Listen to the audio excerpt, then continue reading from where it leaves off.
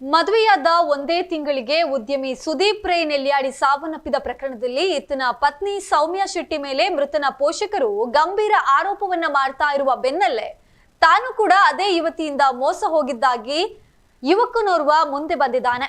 ಸುದೀಪ್ ಪೋಷಕರು ಮಂಗಳೂರಿನ ಪ್ರೆಸ್ ಕ್ಲಬ್ನಲ್ಲಿ ನಡೆಸಿದ ಸುದ್ದಿಗೋಷ್ಠಿಯಲ್ಲಿ ಮುಲ್ಕಿಯ ವೇಣುಗೋಪಾಲ್ ಶೆಟ್ಟಿ ಎಂಬ ಯುವಕ ಪಾಲ್ಗೊಂಡು ಸೌಮ್ಯ ಶೆಟ್ಟಿ ವಿರುದ್ಧ ಹಲವಾರು ಗಂಭೀರ ಆರೋಪವನ್ನ ಮಾಡಿದ್ದಾನೆ. ಸೌಮ್ಯ ಶೆಟ್ಟಿ 2024ರ ಜೂನ್ನಲ್ಲಿ ಇನ್ಸ್ಟಾಗ್ರಾಮ್ ಮೂಲಕ ಪರಿಚಯವಾಗಿ ಮದುವೆಯ ಪ್ರಪೋಸಲ್ ಅನ್ನ ಇಟ್ಲು. ಆಕೆಗೆ ಈ ಹಿಂದೆ ಮದುವೆಯಾಗಿ ಡಿವೋರ್ಸ್ ಆಗಿದೆ ಎಂದು ತಿಳಿದಿದ್ರು ಆಕೆಯ ಜೀವನ ಸರಿ ಹೋಗ್ಲಿ ಎಂದು ನಾನು ಒಪ್ಪಿ ಮನೆಯವರನ್ನ ಒಪ್ಪಿಸಿದ. ಮದುವೆಗೆ ದಿನಾಂಕ ನಿಗದಿಯಾಗಿ ಹಾಲ್, ಕ್ಯಾಟರಿಂಗ್ ಮತ್ತು ಫೋಟೋಗ್ರಾಫರ್ ಸೇರಿದಂತೆ ಲಕ್ಷಾಂತರ ರೂಪಾಯಿ ಖರ್ಚು ಮಾಡಿ ಸಿದ್ಧತೆ ಕೂಡ ನಡೆಸಿದ್ವು ಎಂದು ವೇಣು ಶೆಟ್ಟಿ ವಿವರಿಸಿದ್ರು. ಮದುವೆಯವರೆಗೂ ಫೋಟೋ ಹಾಕಬೇಡ ಎಂದಿದ್ದ ಆಕೆ ಡೇಟ್ ಫಿಕ್ಸ್ ಆದ ಮೇಲೆ ಒಪ್ಪಿದ್ಲು. ನಾನು ಸೋಷಿಯಲ್ ಮೀಡಿಯಾದಲ್ಲಿ ಫೋಟೋ ಹಾಕಿದ ಕೆಲವೇ ಗಂಟೆಗಳಲ್ಲಿ ನನಗೆ 10 ಕರೆಗಳು ಬಂದ್ವು. ಸಿನಿಮಾ ರಂಗದ ಪರಿಚಯದ ಹುಡುಗಿಯೊಬ್ರು ಕರೆ ಮಾಡಿ ಈಕೆಗೆ ಈಗಾಗಲೇ 2 ಜೊತೆ ಮದುವೆಯಾಗಿದೆ, ನಿನ್ನ ಲೈಫ್ ಹಾಳು ಮಾಡಿಕೊಳ್ಬೇಡ ಎಂದು ಎಚ್ಚರಿಸಿದ್ರು. ಮೊದಲು ನಾನು ಆಕೆಯನ್ನ ನಂಬಿ ಕರೆ ಮಾಡಿದವರ ಜೊತೆ ಜಗಳವಾಡಿದ್ದೆ. ಆದ್ರೆ ಸತ್ಯ ತಿಳಿತಾ ಇದ್ದಂತೆ ಅವಳ ಮನೆಗೆ ಹೋಗಿ ಮದುವೆ ಕ್ಯಾನ್ಸಲ್ ಮಾಡಿದೆ ಎಂದ್ರು. ಡಿವೋರ್ಸ್ ಕೇಸ್ಗೆ ಸಹಾಯ ಮಾಡಿದ ಸಂಜಯ್ ಎಂಬಾತನನ್ನ ಈಕೆ ಮದುವೆಯಾಗಿ 1.5 ವರ್ಷ ಜೊತೆಗಿದ್ಲು. ನನಗೆ ಆತ ಕೇವಲ ಫ್ರೆಂಡ್ ಎಂದು ಸುಳ್ಳು ಹೇಳಿದ್ಲು. ಮದುವೆ ಕ್ಯಾನ್ಸಲ್ ಆದಾಗ ಆಕೆ ತನ್ನ ಅಪ್ಪನಿಗೆ ಕಾಲ್ ಮಾಡಿ ನಾಟಕವಾಡಿದ್ಲು. ಆಗ ನನ್ನ ತಂದೆ ಕೂಡ ನನ್ನನ್ನ ಕರೆದು ಅವಳನ್ನ ಬಿಡ್ಬೇಡ, ಮನೆಗೆ ಕರ್ಕೊಂಡ್ ಬಾ ಎಂದ್ರು. ಅವರ ಮಾತಿಗೆ ಗೌರವ ಕೊಟ್ಟು ನಾನು ಆಕೆಯನ್ನ ಮದುವೆಯಾಗದೆ ಮನೆಗೆ ತರುವುದು ಬೇಡವೆಂದು ಕಾರ್ಕಳದ ಅಕ್ಕನ ಮನೆಗೆ ಕರೆದುಕೊಂಡು ಹೋದೆ ಎಂದು ಆ ದಿನಗಳನ್ನ ನೆನಪಿಸಿಕೊಂಡ್ರು. ಕಾರ್ಕಳದ ಅಕ್ಕನ ಮನೆಯಲ್ಲಿದ್ದಾಗ ನಿತ್ಯ ಜಗಳ ಮಾಡ್ತಾ ಇದ್ಲು. ನನ್ನ ತಾಯಿ ಕಿಡ್ನಿ ಸಮಸ್ಯೆಯಿಂದ ಆಸ್ಪತ್ರೆಗೆ ದಾಖಲಾದ್ರು ಅಲ್ಲಿಗೆ ಬಂದು ಗಲಾಟೆ ಮಾಡಿದಾಳೆ. ನಿನಗೆ ಫ್ಯಾಮಿಲಿ ಇಂಪಾರ್ಟೆಂಟ್, ನನ್ನನ್ನ ದೂರ ಮಾಡಿದೆ ಎಂದು ಕಿರುಚಾಡಿ ಸೀನ್ ಕ್ರಿಯೇಟ್ ಮಾಡಿದಾಗ ಆಕೆಗೆ ಹೊಡೆದಿದ್ದೆ. ಅಂದು ಗಲಾಟೆ ಮಿತಿ ಮೀರಿದಾಗ ಪೊಲೀಸರು ಬಂದಿದ್ರು. ಆಗ ಪರಿಚಯದ ಪೊಲೀಸ್ ಅಧಿಕಾರಿಯೊಬ್ರು ಇವಳ ಮೇಲೆ ಈಗಾಗಲೇ ದೂರುಗಳಿವೆ, ಇವಳಿಂದ ದೂರ ಇರು ಎಂದಿದ್ರು.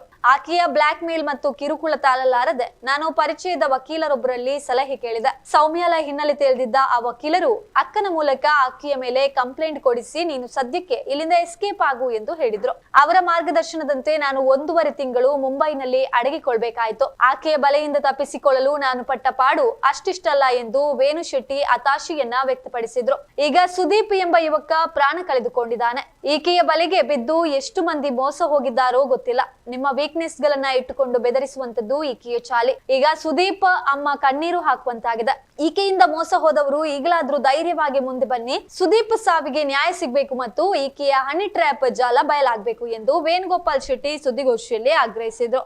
ನಿಂಗೆ ಗೊತ್ತಾ ಅವಳ ಬಗ್ಗೆ? ಬೇಡ, ಅವಳನ್ನ ಮದುವೆ ಆಗ್ಬೇಡ, ಅವಳು ಹೆಣ್ಣು ಸರಿ ಇಲ್ಲ ಅಂತ. ಸೊ ಯಾಕೆ ಅವಳಿಗೆ ಮದುವೆ ಆಗಿದೆ ಅಂತ ಹೇಳಿದ್ರು? ಅದು ಗೊತ್ತು ನನಗೆ, ಮದುವೆ ಆಗಿದೆ, ಅವಳು ಹೇಳಿದಾಳೆ, ಡಿವೋರ್ಸ್ ಆಗಿದೆ ಅಂತ ಹೇಳಿದಾಳೆ, ಎಲ್ಲ ಗೊತ್ತಿದ್ದು ನಾವು ಒಪ್ಕೊಂಡಿದ್ದು ಅಂತ. 2 ಮದುವೆ ಆಗಿದೆ ಗೊತ್ತಾ ಅಂತ ಹೇಳಿದ್ರು. ಸೊ ಇಲ್ಲ, ಅದು ಗೊತ್ತಿಲ್ಲ ಅಂತ ಹೇಳಿದೆ.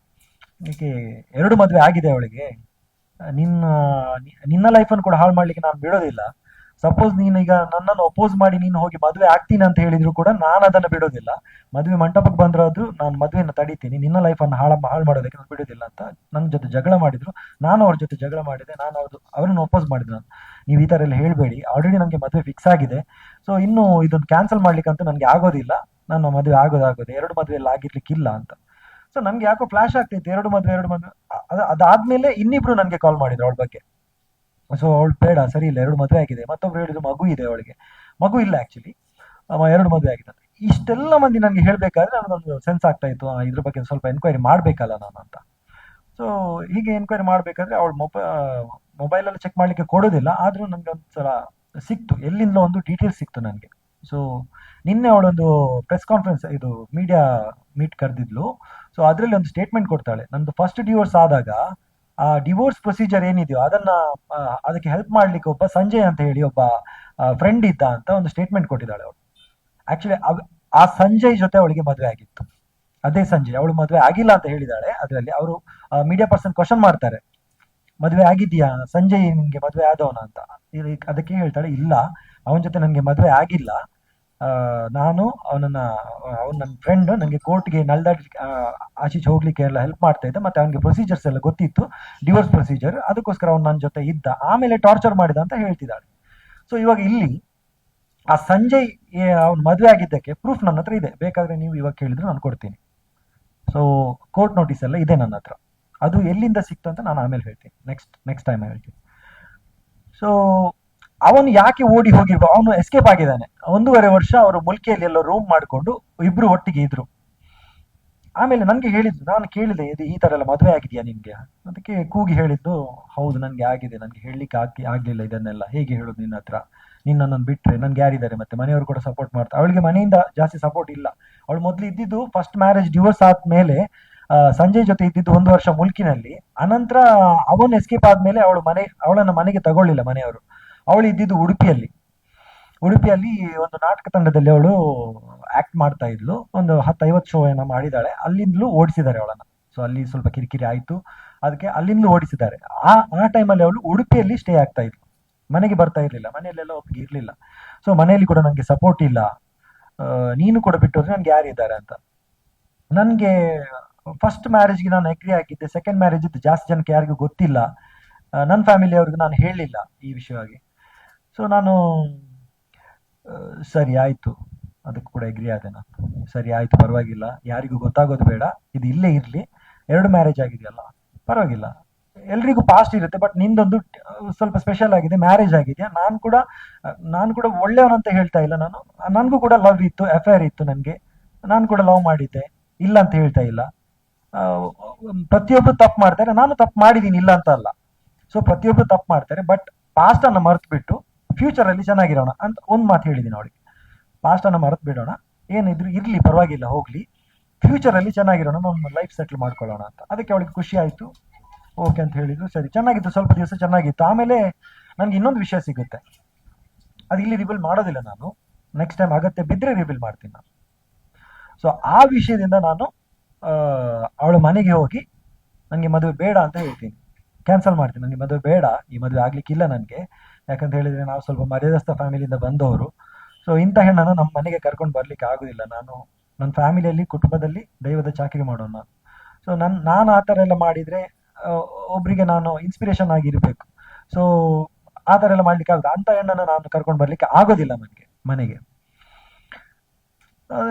ಆ ಕ್ಯಾನ್ಸಲ್ ಮಾಡ್ತೀನಿ ಅಂತ ಹೇಳುವಾಗ ಮನೆಯಲ್ಲಿ ಜಗಳ ಆಯ್ತು. ನಾನು ಕ್ಯಾನ್ಸಲ್ ಮಾಡಿ, ನನ್ನ ಜೊತೆ ಜಗಳ ಮಾಡಿ ನಾನು ಬಿಟ್ಟು ಅಲ್ಲಿಂದ ಬಂದೆ. ಮನೆಗೆ ಹೋಗಿನೇ ಹೇಳಿದೆ ನಾನು, ಅಲ್ಲಿಂದ ಬಿಟ್ಟು ಬಂದೆ. ಆಮೇಲೆ ಅವರವರಿಗೆ ಜಗಳ ಆಯ್ತು, ಅಲ್ಲಿಂದ ಅವಳನ್ನು ಮನೆಯಿಂದ ಹೊರಗೆ ಹಾಕ್ತಾರೆ.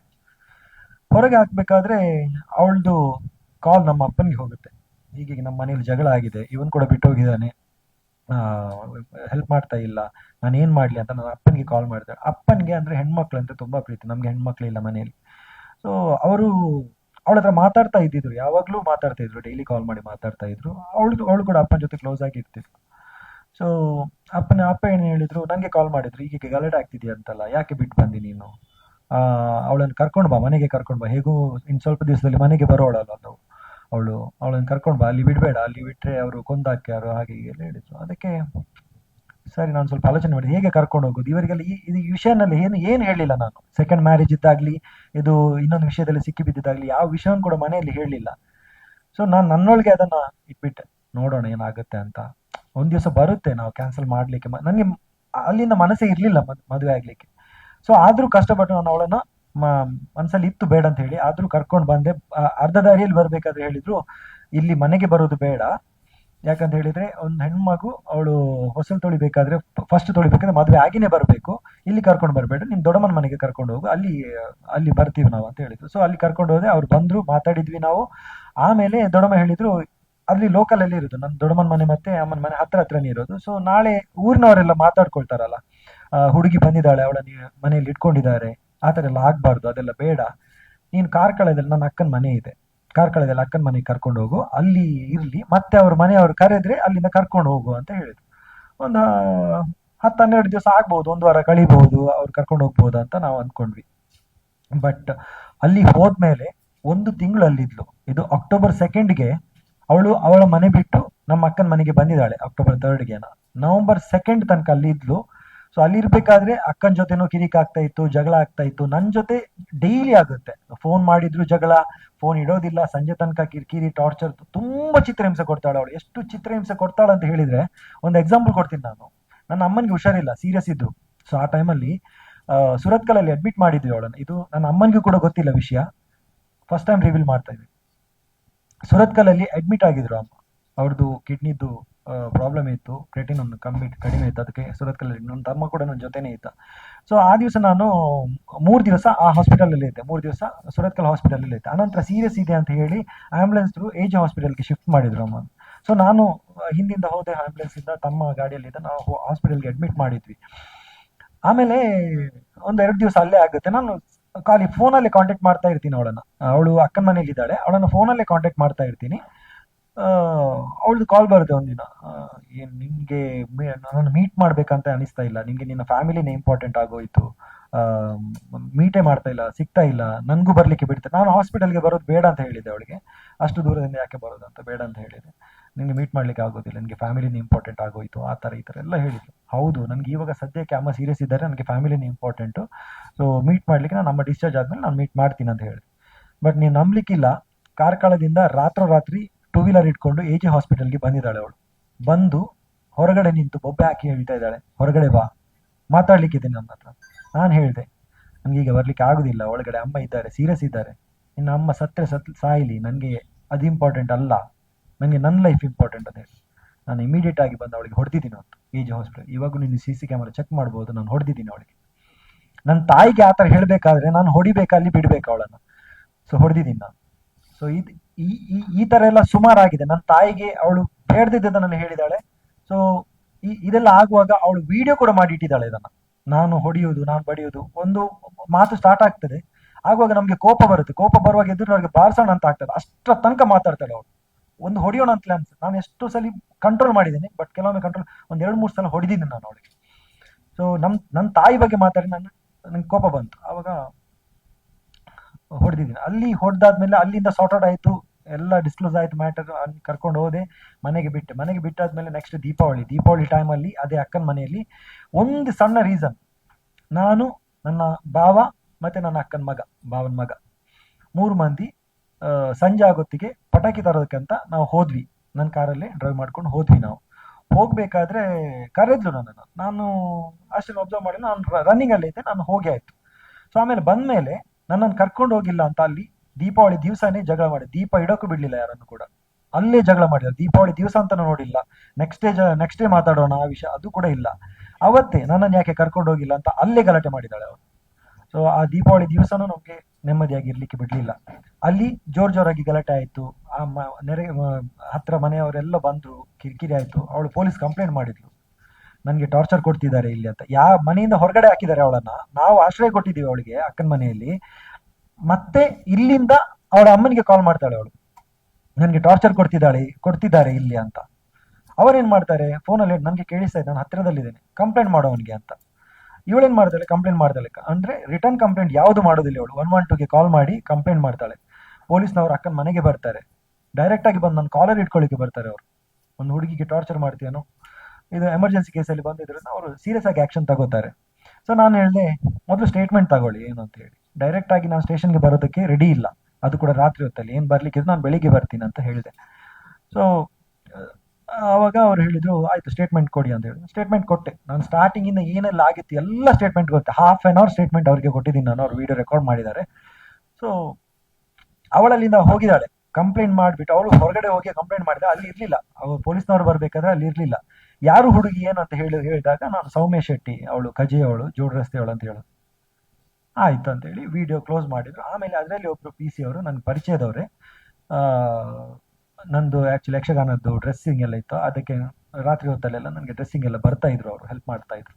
ಸೊ ಅವರು PC ಅಲ್ಲ, ಅವರು ಹೋಮ್ ಗಾರ್ಡ್ ಟೈಪ್ ಏನೋ, ನೈಟ್ ಬೀಟ್ ಪೊಲೀಸ್ ಏನೇ ಆಗಿರ್ಬೇಕು. ಅವರು ಹೇಳಿದರು, ಓ ಅವಳ ಮಾರೆ, ಅವಳದು ಕೇಸ್ ನಮ್ಮ ಹತ್ರ ಆಲ್ರೆಡಿ ಇದೆ ಸ್ಟೇಷನಲ್ಲಿ, ಅವಳು ಹೇಗೆ ನಿಮಗೆ ಸಿಕ್ಕಿದ್ಲು ಆ ರೀತಿಯೆಲ್ಲ ಹೇಳಿ. ನನಗೆ ಸ್ವಲ್ಪ ಈಸಿ ಆಯಿತು, ಸ್ಟೇಷನಲ್ಲಿ ಈ ಥರ ಇದೆ ಅಂತ ಹೇಳಿದರೆ ನಾನು ಇವಳಿಗೆ ಹೆದರ್ಬೇಕಾಗಿಲ್ಲ, ಇವಳು ಕಂಪ್ಲೇಂಟ್ ಮಾಡಿ. ಈಗ ಕಾನೂನು ಯಾವ ಥರ ಇದೆ ಅಂತ ಹೇಳಿದರೆ ಹುಡುಗಿರ ಫೇವರ್ ಆಗಿರುತ್ತೆ ಯಾವತ್ತು. ನಾವು ಹುಡುಗರು ತಪ್ಪು ಮಾಡಿಲ್ಲ ಅಂದರೂ ಕೂಡ ಹುಡುಗಿರ ಫೇವರ್ ಆಗಿ ಇರುತ್ತೆ.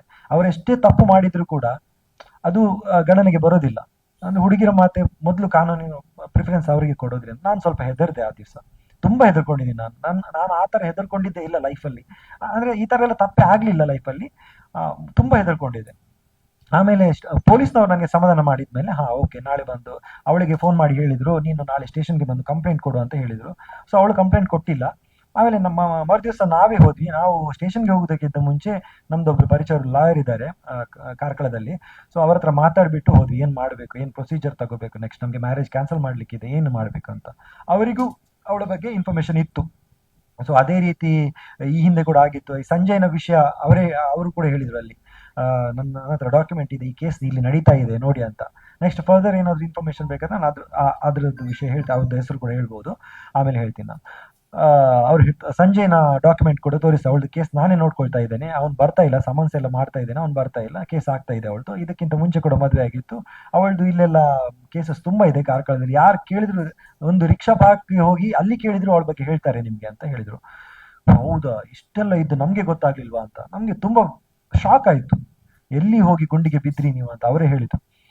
ಆಮೇಲೆ ಅವರು ಹೇಳಿದ್ರು, ಓಕೆ ನೀವು ಸ್ಟೇಷನ್ಗೆ ಕಂಪ್ಲೇಂಟ್ ಕೊಡಿ, ನೀನ್ ಕೊಡೋದು ಬೇಡ, ಅಕ್ಕ ಕೊಡ್ಲಿ, ಅಕ್ಕನ ಮನೇಲಿ ಇದ್ದದಾಳ ಅವ್ರು ಕೊಡ್ಲಿ, ನೀನೊಂದು ಕೆಲಸ ಮಾಡು, ನಿನ್ನೆ ಸ್ಟೇಟ್ಮೆಂಟ್ ಅಲ್ಲಿ ಹೇಳಿದಾಳ ಅವಳು ನಾನು ಎಸ್ಕೇಪ್ ಆಗಿದ್ದೀನಿ ಅಂತ. ಲಾಯರ್ ಹೇಳಿದ್ರು ನನಗೆ, ನೀನು ಇನ್ನು ಈ ಏರಿಯಾದಲ್ಲಿ ಕಾರ್ಕಳ ಆಗ್ಲಿ, ಮುಲ್ಕಿಯಲ್ಲಿ, ಮನೆಯಲ್ಲಿ ಆಗ್ಲಿ ಎಲ್ಲಿ ಇರಬಾರ್ದು. ಅವಳಿಂದ ಮರ್ಯಾದೆ ತೆಗಿತಾಳೆ, ರೋಡಲ್ಲಿ ಅಂತ ನೋಡುದಿಲ್ಲ, ಎಲ್ಲಿ ಅಂತ ನೋಡುದಿಲ್ಲ, ಎಲ್ಲಿ ಹೋದ್ರೂ ಮರ್ಯಾದೆ ತೆಗಿತಾಳೆ. ನೀನ್ ಇಲ್ಲಿಂದ ಹೋಗ್ಬೇಕು, 1 ತಿಂಗಳ ಮಟ್ಟಿಗೆ ನೀನು ಎಲ್ಲಿಯಾದ್ರೂ ಇರು, 1 ತಿಂಗಳ ಮಟ್ಟ ಏನ್ ಮಾಡಿದ್ರು ನನ್ನ ಹತ್ರ ಹೇಳು, ನಾನು ಇನ್ಫಾರ್ಮ್ ಮಾಡು, ನಾನು ನೋಡ್ಕೊಳ್ತೀನಿ ಅಂತ ನನ್ಗೆ ಹೇಳಿದ್ರು. ಸೊ ನಾನು ಅವ್ರು ಹೇಳಿದಕ್ಕೋಸ್ಕರ ನಾನು ನವೆಂಬರ್ 4ನೇ ತಾರೀಕಿಗೆ ನಾನು ಮುಂಬೈಗೆ ಹೋಗ್ತೀನಿ. ನವೆಂಬರ್ 4ನೇ ತಾರೀಕಿಗೆ ಹೋದವನು ನೆಕ್ಸ್ಟ್ ಬರೋದು ನಾನು ಡಿಸೆಂಬರ್ 21 ಜನವರಿ 21 ಕರೆಕ್ಟಾಗಿ ನೆನಪಿಲ್ಲ, ಮೋಸ್ಟ್ಲಿ 1.5 ತಿಂಗಳು ಏನೋ ಇದ್ದೆ ನಾನು ಅಲ್ಲಿ ಮುಂಬೈಯಲ್ಲಿ, ಅಲ್ಲೇ ಇದ್ದೆ. ಸೊ ಆಗಿರ್ಬೇಕಾದ್ರೆ ನಾನು ಮುಂಬೈಗೆ ಹೋದ್ಮೇಲೆ ಅದೇ ಸ್ಟೇಟ್ಮೆಂಟ್, ನಾನು ಎಸ್ಕೇಪ್ ಆಗಿದ್ದೀನಿ ಅಂತ ಸ್ಟೇಟ್ಮೆಂಟ್. ಎಸ್ಕೇಪ್ ಆಗಿದ್ದು ಇದಕ್ಕೆ, ಇವಳಿಗೆ ಹೆದರಿ, ನಾನು ಮರ್ಯಾದೆಗೆ ಅಂಜಿ ನಾನು ಹೋಗಿತ್ತು, ಮರ್ಯಾದೆಗೆ ಹೆದರಿ ಹೋಗಿತ್ತು. ನಂದು ಮರ್ಯಾದೆ ಹೋಗ್ಬಾರ್ದು, ನನ್ನ ಫ್ಯಾಮಿಲಿದು ಮರ್ಯಾದೆ ಹೋಗ್ಬಾರ್ದು. ನಾಳೆ ನಾನೊಂದು ಆಕ್ಟರ್, ನಾನು ಡ್ರಾಮಾ ಟೀಮಲ್ಲೆಲ್ಲ ಆಕ್ಟ್ ಮಾಡೋನು. ಸೊ ನಾನು ಆಕ್ಟ್ ಮಾಡುವಾಗ ಯಾರು ನೋಡಿ ಅವನು ಈ ತರ ಇತ್ತು ಆ ತರ ಇತ್ತು ಅಂತ ಹೇಳಬಾರ್ದು ಅಂತ, ಅದಕ್ಕೋಸ್ಕರ ನಾನು ಅಲ್ಲಿಂದ ಎಸ್ಕೇಪ್ ಆಗಿದ್ದು. ಹೌದು, ಎಸ್ಕೇಪ್ ಆಗಿದ್ದೀನಿ. ಸೊ ಅದಾದ ನಂತರ ನನ್ನ ಅಕ್ಕನಿಗೆ ಸ್ವಲ್ಪ ಟಾರ್ಚರ್ ಆಗುತ್ತೆ, ಸ್ವಲ್ಪ ಟಾರ್ಚರ್ ಮಾಡಿ. ನಾನು ಅಂದ್ಕೊಂಡೆ, ನಾನು ಯಾಕೆ ಎಸ್ಕೇಪ್ ಆಗಬೇಕು, ನನ್ನಿಂದ ಏನು ತಪ್ಪಾಗ್ಲಿಲ್ಲಲ್ಲ, ನಾನು ಯಾಕೆ ಎಸ್ಕೇಪ್ ಆಗಬೇಕು. ನಾನು ರೆಡಿ ಆದೆ, ನನ್ಗೆ ಏನಾದ್ರೂ ಪರವಾಗಿಲ್ಲ, ಇವಳನ್ನ ನಾನು ಫೇಸ್ ಮಾಡ್ಲೇಬೇಕು, ಇನ್ನು ಯಾರಿಗೂ ಕೂಡ ಇವಳು ಮೋಸ ಮಾಡಬಾರ್ದು. ನಾನು ಬರ್ತೀನಿ ಊರಿಗೆ, ನಾನು ಅಕ್ಕನಿಗೆ ಹೇಳಿ ನಾನು ಬರ್ತೀನಿ ಊರಿಗೆ, ಏನಾಗುತ್ತಾ ಆಗ್ಲಿ, ಅವಳನ್ನು ಕೊಂದಾದ್ರೂ ಪರವಾಗಿಲ್ಲ, ಬಾಕಿಯವರಿಗೆ ನೆಮ್ಮದಿ ಸಿಗ್ಬೇಕು. ಯಾರು ಇವಳಿಗೆ ಮೋಸ ಹೋಗಬಾರ್ದು. ಇಷ್ಟು ಮಂದಿ ಮೋಸ ಹೋಗಿದ್ದಾರೆ. ಇದು ನಾನು ಹೇಳಿದ್ದು, ನನ್ನ ಹತ್ರ ಡೀಟೇಲ್ ಇರೋದನ್ನು ನಾನು ಹೇಳಿದ್ದು, ಇದು ಕನ್ಫರ್ಮ್ ಆಗಿರುವಂತದ್ದನ್ನ. ಇನ್ನೂ ಕೂಡ ಎದುರು ಬಂದು ಹೇಳಲಿಕ್ಕೆ ಧೈರ್ಯ ಇಲ್ಲದೆ ಇರೋರು ತುಂಬಾ ಮಂದಿ ಇದ್ದಾರೆ. ಪರ್ಸನಲ್ ಆಗಿ ನಿನ್ನ ಮೀಡಿಯಾ ಬಂದ್ಮೇಲೆ ನನಗೆ ಪರ್ಸನಲ್ ಆಗಿ ಕಾಲ್ ಮಾಡಿಬಿಟ್ಟು ಹೇಳಿದ್ದಾರೆ ಪ್ರತಿಯೊಬ್ರು, ಒಬ್ಬೊಬ್ರು ಹುಡುಗರು ಹೇಳಿದ್ದಾರೆ. ನಮ್ ವಿಷಯ ಕೂಡ ಇತ್ತು, ನಾನು ಅವ್ರ ಹತ್ರ ಓಪನ್ ಆಗಿ ಹೇಳ್ತಾ ಇದ್ದೇನೆ, ಬನ್ನಿ ನಿಮ್ಗೆ ಏನ್ ಹೇಳಲಿಕ್ಕಿದೆ ಅದನ್ನ ಹೇಳಿ. ಸುದೀಪ್ ರೈಗೆ ಅನ್ಯಾಯ ಆಗಿದೆ, ಆ ಜೀವ ಹೋಗಿದೆ ಪಾಪ, ಅವನಿಗೊಂದು ನ್ಯಾಯ ಕೊಡ್ಬೇಕು, ನಾವು ಆ ಜೀವಕ್ಕೊಂದು ನ್ಯಾಯ ಕೊಡಿಸ್ಬೇಕು. ಇದೇ ಪ್ಲೇಸ್ ನನ್ನ ಅಮ್ಮ ನಿನ್ನೆ ಹೇಳಿದ್ರು ನನಗೆ, ಆಗ್ಬಾರ್ದು ಹೇಳ್ಬಾರ್ದು, ಇದೇ ಪ್ಲೇಸ್ ಅಲ್ಲಿ ಅಮ್ಮ ಹೇಳಿದ್ರು ನನಗೆ, ಮಗ ನೀನ್ ಹೋಗ್ತಿದ್ಯಲ್ವಾ ಇಲ್ಲ ಅಂತ.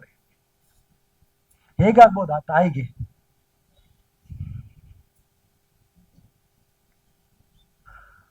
ನನ್ನ ಅಮ್ಮ ಹೇಳಿದ್ರ, ನೀನ್ ಹೋಗ್ತಿದ್ಯಲ್ವಾ,